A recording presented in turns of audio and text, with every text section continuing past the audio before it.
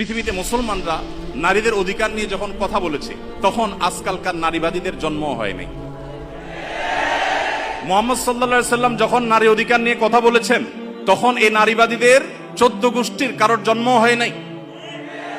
যেখানে মেয়ে হিসেবে জন্মগ্রহণ করলে জীবন্ত পুঁতে ফেলা হতো, যেখানে মেয়ে হিসেবে জন্মগ্রহণ করা অপরাধ ছিল, সেই সমাজে নারীকে শুধুমাত্র মুক্তই করেননি নবী সাল্লাল্লাহু আলাইহি সাল্লাম, শুধুমাত্র মৃত্যুর হাত থেকে রক্ষাই করেননি, নারীকে আকাশের উচ্চতায় তুলে দিয়ে গেছেন।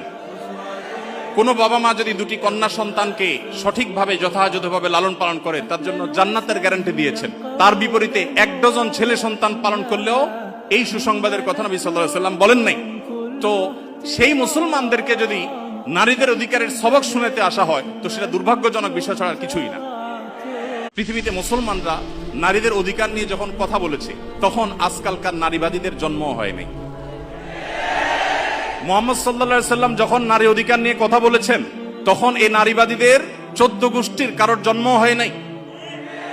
যেখানে মেয়ে হিসেবে জন্মগ্রহণ করলে জীবন্ত পুঁতে ফেলা হতো, যেখানে মেয়ে হিসেবে জন্মগ্রহণ করা অপরাধ ছিল, সেই সমাজে নারীকে শুধুমাত্র মুক্তই করেননি নবী সাল্লাল্লাহু আলাইহি সাল্লাম, শুধুমাত্র মৃত্যুর হাত থেকে রক্ষাই করেননি, নারীকে আকাশের উচ্চতায় তুলে দিয়ে গেছেন। কোন বাবা মা যদি দুটি কন্যা সন্তানকে সঠিকভাবে যথাযথভাবে লালন পালন করে তার জন্য জান্নাতের গ্যারান্টি দিয়েছেন। তার বিপরীতে 1 ডজন ছেলে সন্তান পালন করলেও এই সুসংবাদের কথা নবী সাল্লাল্লাহু আলাইহি সাল্লাম বলেন নাই। তো সেই মুসলমানদেরকে যদি নারীদের অধিকারের সবক শুনাতে আসা হয় তো সেটা দুর্ভাগ্যজনক বিষয় ছাড়া কিছুই না।